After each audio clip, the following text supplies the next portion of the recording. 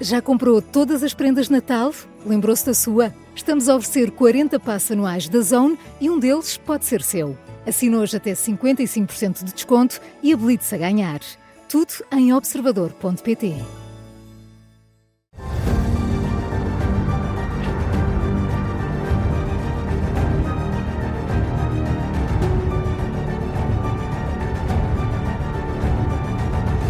Está no ar o domínio da guerra da Rádio Observador, sempre com o Major-General Arno Moreira. Bom dia, olá, bom dia, cheio de saudades também vossas. Também nós suas. Juntos outra vez. Cheio de saudades vossas. Recordo que também nos pode acompanhar com a imagem através das redes sociais ou pelo site do Observador.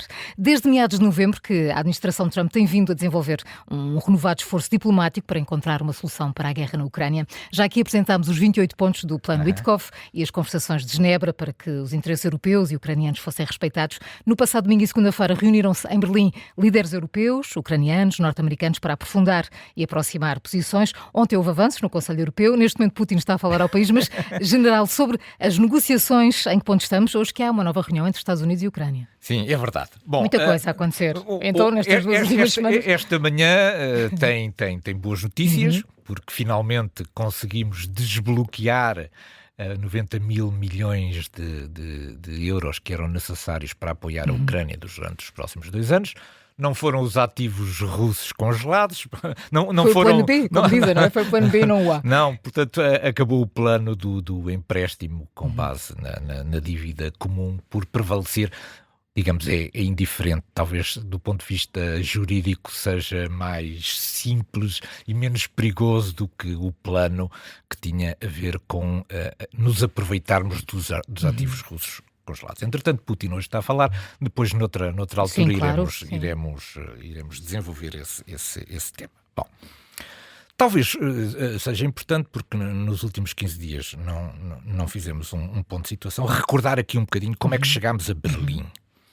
Chegámos a Berlim quando, em meados de novembro, foi libertado para os mídia aquele plano de 28 pontos que nós ficámos sempre na dúvida onde é que tinha tido origem, se, na verdade, nas conversações de Witkoff, ou se Witkoff não tinha feito mais do que traduzir em papel aquilo que tinham sido instruções que tinham chegado de Moscovo.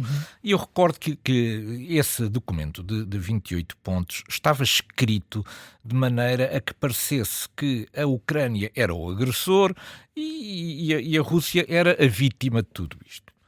Esse plano não continha limitações para a Rússia. Apenas todas as limitações que lá estavam eram para a Ucrânia. E, por outro lado, também não havia garantias de segurança que estivessem suficientemente detalhadas. Bom, este foi o ponto de partida, um ponto de partida extraordinariamente desequilibrado para o lado da Federação Russa. As reações europeias e ucranianas não se fizeram esperar e conduziram àquilo que chamamos as reuniões de Genebra. O que é que se passou em Genebra? Em Genebra, os ucranianos tiveram capacidade de, junto dos americanos, mostrar que o plano estava desequilibrado. Na verdade, os europeus só participaram à margem nas cimeiras de Genebra. Isto é, os americanos preferiram reunir-se a sós com os ucranianos. Se bem que os ucranianos tivessem tido, durante ali 2 ou 3 dias antes, capacidade de articular pelo menos um conjunto de posições mais ou menos coerentes e acertadas com os europeus para fazerem ponto de honra nessas conversações de Genebra. Portanto, dos 28 pontos de Genebra saíram basicamente 19, há quem diga 20 pontos desse plano. E então, digamos agora, respirando com mais alívio sobre isso, os europeus conduziram um conjunto de reuniões, envolvendo também uma vez Zelensky, outras vezes sem Zelensky, mas reuniões de coordenação que envolveram, digamos, as 3 grandes capitais europeias que estão envolvidas neste processo ucraniano. Paris, Londres e agora Berlim. Ora, chegamos, portanto, a Berlim numa altura em que Donald Trump está cheio de pressa, coloca prazos, quer respostas, e chegamos às reuniões de Berlim. Porquê é que a reunião de Berlim é inédita no meio deste processo? é que pela primeira vez temos europeus sentados. Que era coisa que até aqui não tínhamos tido. E, portanto, isto é uma vitória também do chanceler Merz. Conseguiu trazer dos Estados Unidos Witkoff e Kushner para estarem em Berlim a conversar também com os Não foram os líderes europeus que foram a Washington, não é? Que foram a Washington, os negociadores vieram a Berlim. Isto, de alguma maneira, também, do ponto de vista simbólico, pelo menos, também marca aqui uma alteração da posição. E os ucranianos não estiveram sozinhos em Berlim. Estiveram, portanto, acompanhados pelos europeus. O chanceler Merz começa a ganhar aqui algum estatuto, também como líder europeu aqui, por duas razões. A primeira, é verdade que Macron e Steinmeier tinham sido os dois grandes ativistas da causa ucraniana. Merz parecia um bocadinho... mais à margem, mas também tinha chegado tinha sido eleito também mais recentemente, mas começa lentamente a ganhar aqui estatuto como líder europeu na questão ucraniana. As conversas de Berlim giraram em torno de 3 documentos. O presidente Stubb, que é da Finlândia, que é alguém que está sempre muito dentro destes processos, até falou no termo 3 documentos. O que pode dar a impressão de que, para além do plano, que era, digamos, o plano original dos 28 ou dos 19 pontos, pode haver aqui uma outra articulação, que é, não apresentamos um plano à Rússia, há coisas que não dizem respeito à Rússia, e são documentos separados. Isto é, não deixar que a Rússia exerça o seu veto sobre estes documentos, que são documentos separados. Não sei se será assim, e se no final os 3 documentos serão integrados num único plano. Mas também não era interessante, porque isto marcaria o quê? Marcaria que a posição de que a Europa não vai discutir garantias de segurança com a Federação Russa. As garantias de segurança é uma questão entre um Estado soberano, a Ucrânia, e quem o apoia. Vamos ver se isto é assim ou se isto ainda dá mais voltas. Mas quais eram esses 3 documentos? O primeiro era passar em revista o Plano de Genebra e, portanto, sair daqui um acordo quadro para um plano de paz assente em 20 pontos. O segundo eram as garantias de segurança para a Ucrânia. E o terceiro, as questões da reconstrução da Ucrânia. Portanto, estes foram, digamos, os pontos que estiveram em análise em Berlim. O ponto mais importante era o das garantias de segurança. Sempre foi, porque Zelensky mostrou alguma flexibilidade. Pronto, eu não vou aderir para já à NATO, mas eu quero garantias de segurança que estejam articuladas com a força que tem o artigo 5º da NATO. E foi sobre isto que se discutiu basicamente em Berlim. Como é que nós nos organizamos para dar garantias de segurança suficientemente fortes à Ucrânia para elas funcionarem como substituição do artigo 5º da NATO, do qual a Ucrânia não pode beneficiar porque não é membro. Bom, o contributo europeu para as garantias de segurança saiu escrito através de uma declaração feita em conjunto pelos líderes europeus. Basicamente, tinha 3 ou 4 pontos que eu passo aqui a enumerar. O primeiro era o compromisso europeu para liderar uma força multinacional com contribuições de tropas de países que pertencessem à coligação das vontades. Isto é, a Europa assumia para si a responsabilidade daquilo que era o grosso desta força multinacional de garantias à Ucrânia. Sendo que os Estados Unidos apoiavam. A forma como apoiam não está definida, ou pelo menos nós não a conhecemos. Mas seria, portanto, uma força basicamente europeia com um conjunto de apoios fornecidos pelos norte-americanos. Qual é o volume desses apoios, nós não sabemos. Zelensky desconfia destes apoios americanos, todos nós desconfiamos destes apoios americanos, porque na verdade ficar sozinhos, não não é? sabemos como é que é, não sabemos como é que é. Olha, pessoas a ligarem a dizer que estão felizes de os ter de volta.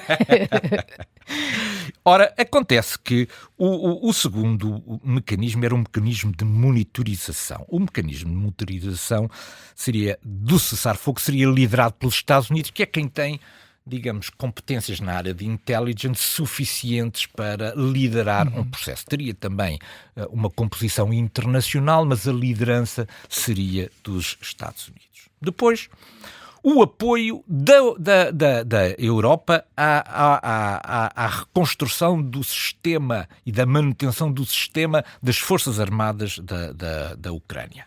Depois, os investimentos que são precisos fazer na Ucrânia para as questões da reconstrução e da recuperação da Ucrânia. E a declaração ainda acrescentava no final aquilo que, entretanto, tinha sido uma decisão tomada ao nível da União Europeia de que os fundos soberanos russos estavam congelados e, portanto, não podiam ser mexidos daqui. Bom, o que é que temos agora? Temos agora que continuam reuniões entre a delegação ucraniana e a delegação norte-americana, agora julgo que nos Estados Unidos, e prevê-se que provavelmente no fim de semana que a Rússia envie uma delegação aos Estados Unidos. Bom, o que é que mudou no meio disto tudo? Bom, mudou o seguinte, é que a Federação Russa agora tem que responder perante um novo quadro que lhe vai ser proposto. Isto é, a Federação Russa tem até agora feito o seguinte, que é, tem tido um conjunto de atores que vão dizendo nós não, mas ela tem que formalmente dizer se concorda ou não com o plano que lhe vai ser apresentado. Nós esperamos que o plano seja o plano que foi negociado em Berlim.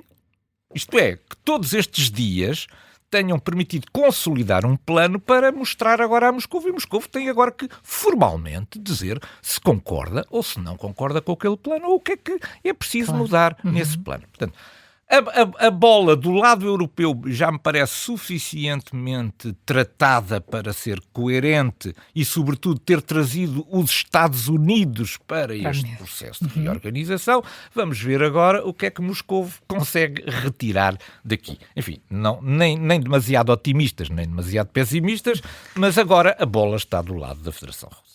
Entretanto, nos primeiros dias de dezembro, Vladimir Putin esteve em visita oficial à Índia, onde teve uma recepção muito calorosa por parte de Narendra Modi. Na altura não demos muita importância mediática a esta visita, mas ela traduziu-se num conjunto significativo de entendimentos com implicações de natureza global. O que é que importa destacar nesta visita, General? Bom, nós já tínhamos assistido a Putin recebido com pompa e circunstância em Anchorage.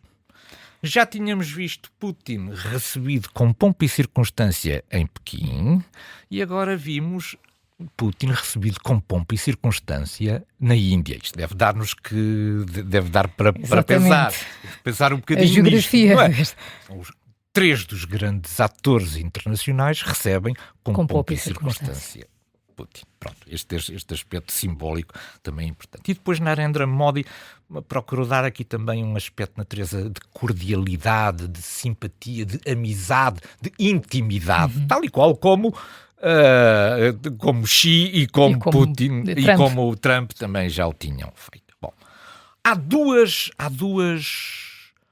aspectos que foram tratados nesta reunião. Porque é que esta reunião aconteceu agora? Por causa das sanções dos Estados Unidos à importação de petróleo por parte da Índia. Ora, Putin sentiu que havia aqui uma oportunidade. Isto é, os Estados Unidos estão a sancionar a Índia, eu vou tentar abrir aqui uma grande oportunidade de negócio com a Índia, mostrando que ela que não liga às sanções de Washington, porque tem aqui na Rússia um parceiro. Portanto, há aqui uma janela de oportunidade. Sim. E depois, isto tem a ver também com um desenvolvimento de natureza económica que a Rússia e a Índia também precisam. A Rússia estará a precisar qualquer coisa como 10 milhões de imigrantes para, digamos, a sua economia. Ora, a Índia tem muita gente que precisa de trabalho e, portanto, um dos aspectos terá sido procurar convencer Narendra Modi a fornecer mão de obra para a indústria da Rússia. Depois, há projetos da energia nuclear e foi firmado um acordo para um crescimento muitíssimo grande das trocas comerciais entre os dois. E Putin foi garantir a Modi que não tem problema com o petróleo. O petróleo a preços baixos é coisa que a Federação Russa lhe pode continuar a entregar. Mas depois ficaram aqui aspectos que ficaram, digamos, menos bem definidos, pelo menos do ponto de vista público, mas que foram falados certamente. São os aspectos relacionados com a defesa. E eu trago este aspecto aqui porque isto me parece importante. Dizemos depois. A Índia continua a procurar um caça de quinta geração para as suas forças armadas. E gostaria muito de ter um avião russo, que é o Su-57. A Federação Russa não tem tido capacidade de o poder fazer, até por causa da guerra na Ucrânia. E também o sistema antiaéreo da Índia, que assenta nos S-400 russos, também nunca acabou por ser completado. Isto é, há um conjunto de baterias que nunca foram entregues. E a Rússia também tem dificuldades em os entregar neste momento. A Rússia gostaria de produzir drones, estes drones gostaria de os produzir na Índia, porque a Índia tem capacidade industrial, ficam ali bastante perto e, portanto, gostaria muito também de desviar alguma da produção de drones para a Índia. O que já começa a ser preocupante, porque a Índia tem capacidade industrial para fazer isso. Mas, na verdade, não foi anunciado nenhum acordo na área da defesa. Até que, e este é que é o aspecto importante, uma semana depois, subitamente aparece uma lei assinada por Putin que diz o seguinte: simplifica-se o deslocamento de tropas e equipamentos militares entre a Federação Russa e a Índia. Isto é, os dois países passam a poder mover forças de natureza militar de forma simplificada entre os dois territórios. O que é que isto quer dizer? É uma coisa que temos que acompanhar, mas é uma coisa para a qual devemos estar atentos. E preocupados, não é?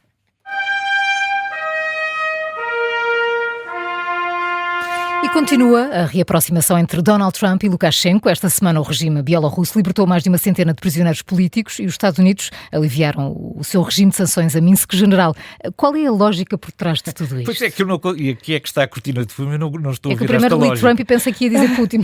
Eles já estão mais próximos do que nunca. É mesmo Trump e Lukashenko. Não, bom, o primeiro aspecto é moralmente bizarro trocar pessoas por pessoas. Pronto, é moralmente bizarro isto. Mas isto tem acontecido ao longo do tempo, desde aquelas famosas trocas de espiões entre a União Soviética e os Estados Unidos. Isso sempre aconteceu. Também já trocámos prisioneiros palestinianos com reféns israelitas. Portanto, trocar pessoas por pessoas. Agora, trocar pessoas por sanções também é também moralmente bizarro. Porquê? Porque são duas vitórias para Lukashenko e nenhuma vitória para os Estados Unidos. Porque Lukashenko está cheio de prisioneiros de guerra, não sabe o que há de fazer. Portanto, e para poder continuar é aliviar, até porque melhora a sua imagem internacional. Por outro lado, os Estados Unidos aliviam as sanções. Portanto, é só alívios para Lukashenko. É só alívios para Lukashenko. Portanto, há aqui uma cortina de fumo qualquer que não nos mostra o que é que os Estados Unidos vão lucrar com isto. Certamente... Pode não ser já, mas exatamente, há com certeza aqui. Certamente que antigamente isto fazia algum sentido quando os Estados Unidos eram os grandes defensores das liberdades e, portanto, estariam dispostos a dar concessões para conseguir regimes mais liberais. Mas não parece ser essa a atuação dos Estados Unidos agora. Isto é, Lukashenko não se vai tornar mais liberal pelo facto de ficar sem estas sanções. Portanto, vamos ver no futuro. Eu desconfio de uma coisa. Tenho uma teoria. Mas a teoria é muito rebuscada. Maduro pode ir parar à Bielorrússia. Maduro, no final disto tudo, pode ir parar à Bielorrússia. Mas enfim, cá estaremos a ver. É muito rebuscada esta teoria, mas vamos ver.